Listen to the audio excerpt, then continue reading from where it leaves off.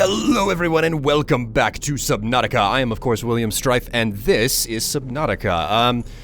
I think we are on episode 8 now, and if this is the first episode that you are watching, because I know that some of you like to watch out of order and you land on a specific episode because of the way that I'm playing this, which is basically not me playing the game as much as it is I'm trying to work my way through the game, cut out the boring bits, and show you guys, how to find stuff, how to construct stuff, how to get through the game in general, keeping in mind that we are in early development. We've got some more water out of the baby. So, last time around, we got ourselves the desalination plant, the purification station. I don't really know what to call it off the top of my head.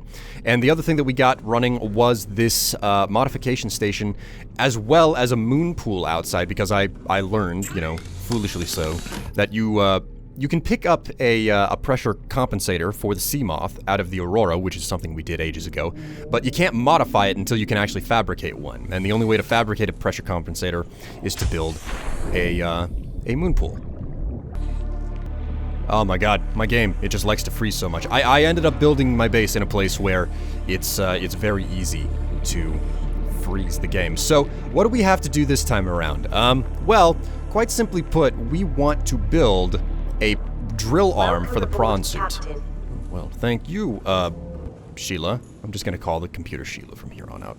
So, what do you need to do to build the drill arm? Well, basically to build any sort of an upgrade that's significant or fabricate them, you need to have the moon pool, and then you need to find the blueprints for them. So, through the previous episodes, I've been picking up various bits and pieces for the sea moth as well as the prawn suit. So, to start things off, we want to get our hands on the drill arm, which takes 3 diamonds and a plasteel ingot, so we can go ahead and hop back into the base to get that. But also, it would behoove us to have an additional storage module for the prawn suit as well, at least one.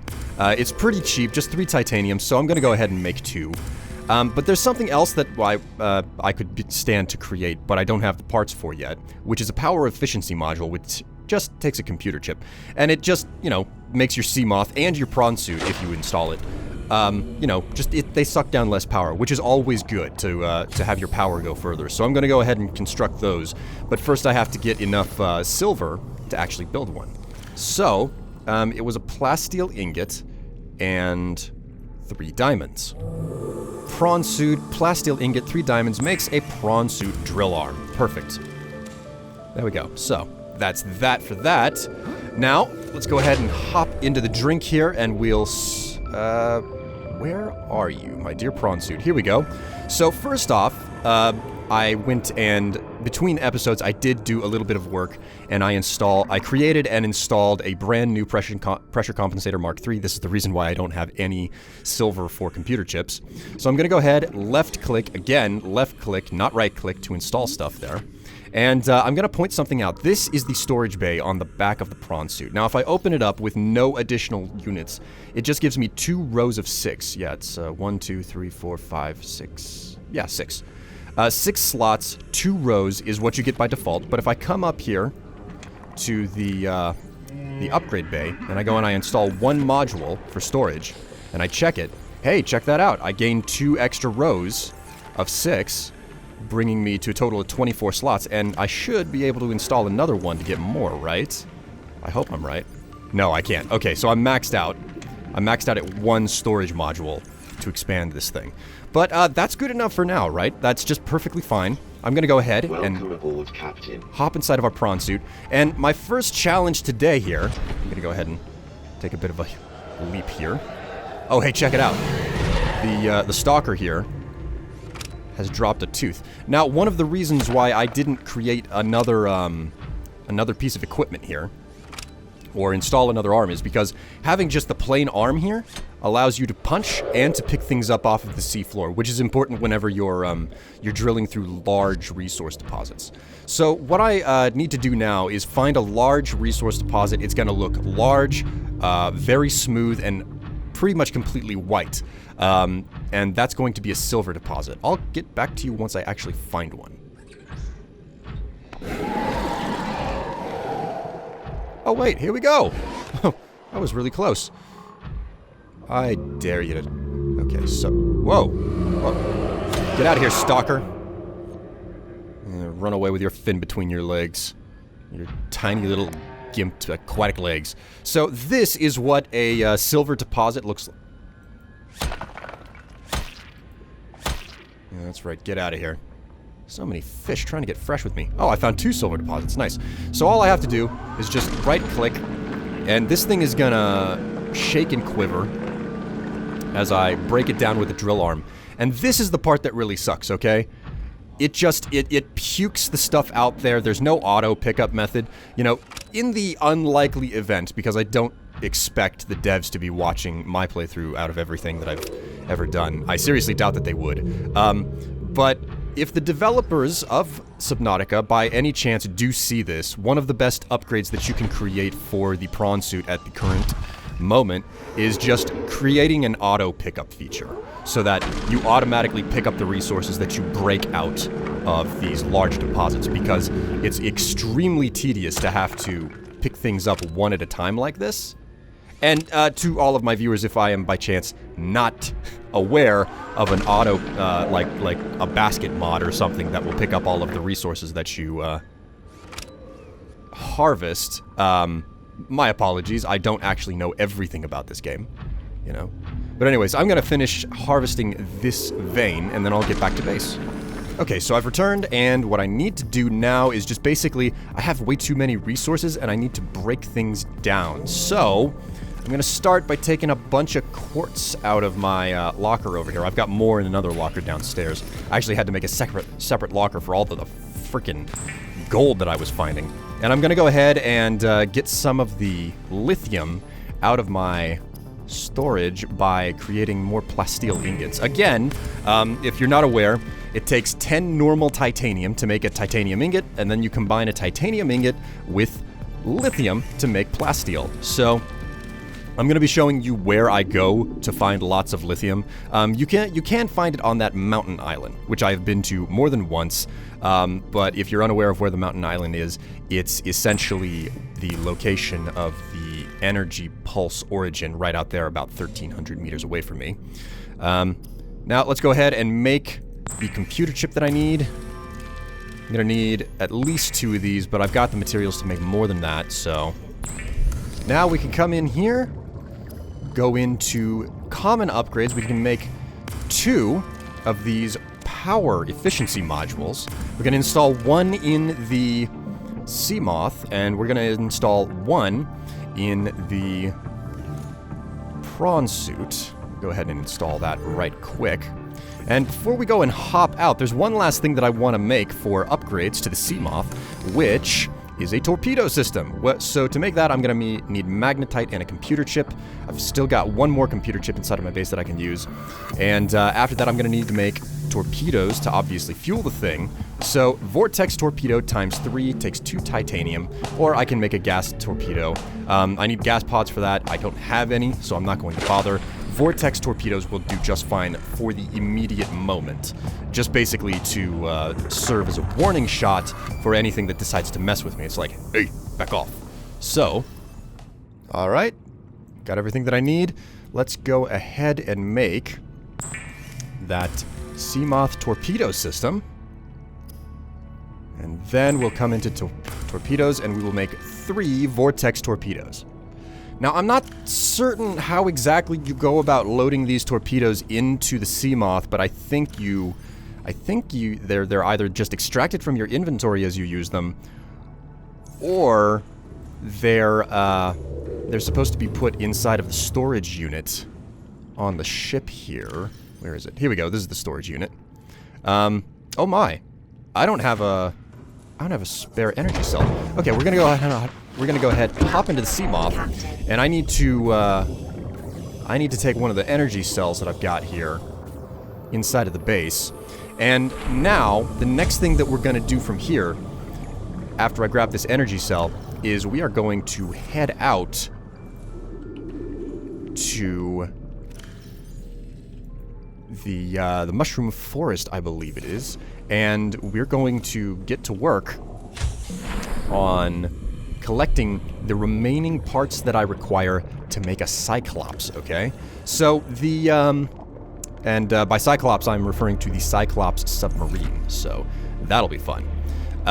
Just so you know, just so you're aware, there are 2 different mushroom forests, and I'm pretty close to basically the dead center of the map. So, one mushroom forest is off to the east, and the other one is off to the west. Now, I'm gonna go to the one to the west because that's the one I've spent more time in, and I'm more confident that I'm not gonna have a crash going out that way, but there's no guarantees. But I'll give you the coordinates once I reach there, okay? Okay, I think we've stopped freezing. Okay, so, I'm out here at about 500, about 500, 200 to reach the mushroom forest. Here we go, this is where I am. The mushroom forest. Now, I'm just gonna warn you guys, I'm gonna get rapidly rising and falling frame rates because the mushroom forest is the #1 thing that causes this game to crash that I have encountered, okay? These trees, you see what they're doing with the load-in? Like, I don't know exactly what's going on here, but the developers have created a real problem with these mushroom trees. Hopefully they'll go ahead and solve that. But the reason why I'm out here in the mushroom forest is because more than often, and God knows that's probably not going to be the case now that I'm here, and I'm going to go ahead and shut this off. Just so you know, the location that I'm referring to is the first number and the last number of camera world position there on the debug feed, if you are unaware. So I'm at roughly 600, 250. So that is the location of the mushroom forest I have chosen to come out to. Granted, keeping in mind that there is another mushroom forest in the opposite direction, west on the map. I am out here in the mushroom forest for the express purpose of searching for Cyclops submarine fragments. For instance, right here, a bridge fragment. I don't know if I've unlocked this yet. Well, there we go. That's the Cyclops bridge. And let's hop back into the Seamoth here and let's check our PDA. Blueprints. Alien containment. Oh, I don't have that unlocked yet, eh? I'm not aware of what I have left to construct. I don't know how and or why, but I've, for some reason, got like a series of rocket bases. Second stage, first stage, base. Oh, this must be my escape method. Okay, all right. I've got a couple of other things here. Have I learned how to craft a Cyclops yet? That's the question. I don't actually know how to check my inventory for whether or not I know how to make this. Pressure compensator, I can make this in a Cyclops. Oh, I guess I've actually learned how to make the Cyclops. We can go ahead and shut the headlight off. Oh, well, there's definitely stuff down here that I can still, scan, so I might as well scan it up and, just make absolutely certain that there's nothing else left for me here. Also, I'll point out right now that you guys are going to see a lot of this lithium, these lithium crystals in the mushroom forest here. That's because the mushroom forest is the #1 location to find lots of lithium. And coming out here at night isn't a half bad idea either, because the lithium crystals, being basically tiny quartz crystals that are purple, they actually glow. So they're really easy to spot whenever you come out here without a headlight on or anything. So, we got another fragment here. Looks like this is a bridge. Yeah, this is another bridge fragment. But I'm gonna go ahead and scan it anyway, because I can always use the titanium. I'm gonna have to make a lot of titanium ingots for the Cyclops, which is in the future, the near future, as it were. Not the instant future, mind you. Just near future.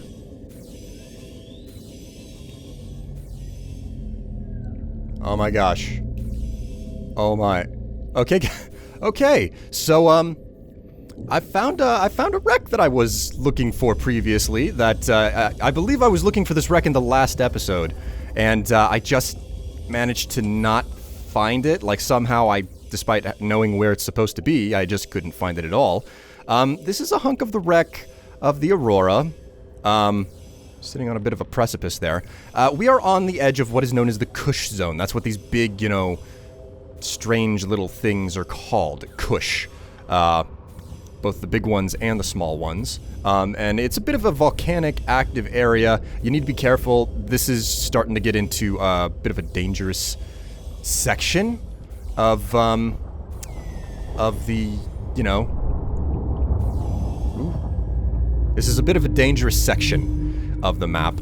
So this is how you get into it. So I'm gonna go ahead and give you the coordinates here. I'm at about 900, 588, about 900, 600.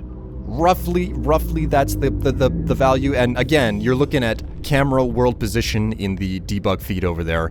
The first number and the last number, roughly 900, roughly 600 for the location. And this chunk of the Aurora can have some particularly valuable and rare bits and pieces in it. I'm gonna go ahead and save my game. Okay, there we go. Game save. And I'm gonna go ahead and hop out, and hopefully I'll be able to get through this place. Actually, it's probably a good idea for me to put the laser cutter on my bar here, and put the repair tool on as well. I'm gonna go ahead and air up. I don't now... Ooh, uh-oh. It's a bonefish. It's a little bit on the ornery side. Let's just ignore him for now. I don't think that he's really posing that much of a threat. Let's go ahead and take a look around in here. We got a vehicle upgrade console fragment. I think that most of the valuable pieces are located deep in the wreck through this shaft. I think I'm correct. And I need to pay extra close attention to coming out of these vents, because I have a habit of coming out of these vents and not knowing where on earth they were. Okay, so it's right next to that thing there. Vehicle upgrade console. Upgrade console. Ooh, hello, we've got an indoor grow bed. Alright, so that's something. Can I get through over here? No, can't go through that door. Is there anything else? I have to be really careful. Again, I'm low on air. Ooh, alien containment fragment. Nice. Alright, alien containment. So that's basically a breeding chamber. Alright, so the exit was over here. I need to go back for some air. Okay, we're through this door. Is there anything valuable here? Oh man, I wish I had brought my pulse gun. It looks like I'd be able to get through this door down here, but unfortunately I don't have the means to. Oh, what's this? Oh, the charter. That must have been the mission. Light stick fragment. I've never seen these before. Well, actually I have, but I never use them. Okay, so we got a light stick fragment. Anything else? Oh, another alien containment fragment. We might as well scan it. Get a little bit of extra tech in here. Or, well, not tech, titanium. Ooh! A stasis rifle. Nice. Ugh, I can't operate that door because of the crap on top of it. What about this up here? Can I cut you open? Now, it looks like I've pretty much gone through this hunk of the wreck. I'm gonna look around the outside, see if there's any other ways in. Oh my god, guys, I am amazed that I managed to get back to base. And it's not for the reasons that you may imagine. It's literally because, this game has to be the most unstable piece of software that I have ever used in my life. I have literally spent the last 40 minutes trying to get from that mushroom forest back to my base because for some reason, it decided to start locking up and stopping dead on me. Something that I don't entirely understand why it started to happen. And trust me, I've had to troubleshoot a lot of different games. But in any case, I am back, and I've managed to come back with all of my blueprints. And as it turns out, I actually did find all of the blueprints out in the mushroom forest for the Cyclops, which is something that we will indeed get on to building in the next episode. Before I go though, I do want to just go ahead and craft a couple of titanium ingots, but hopefully there's enough content here for me to make a proper episode out of, because I'm telling you, I've never had this much phenomenal trouble with a game in my life and its inability and unwillingness to just function, which earns it a serious black eye. I really, really wish that that wasn't the case, but it seems to be... That just seems to be the situation with this game. So anyways, thank you very much for watching, everyone. This has been another episode of Subnautica. Hopefully this series can continue because some of the problems that I'm starting to run into with the software, not the game itself, but just literally the software, is kind of lending itself to the idea that the game might not be willing to let me travel the world anymore because it doesn't want to load. So hopefully this will continue for, you know, a few more episodes, because I don't think that there's that much to cover left in the game in the first place. But in any case, thank you very much for watching, and hopefully you guys are having better luck with this software than I am. If you enjoyed, be certain to like, favorite, subscribe, you know. Most importantly of everything, though, tell your friends to check out the videos, because I'm certainly going through a lot of pain to get these out to you guys. I hope that you guys are enjoying, and until the next episode, you have a good time, and I'll see you later. Bye!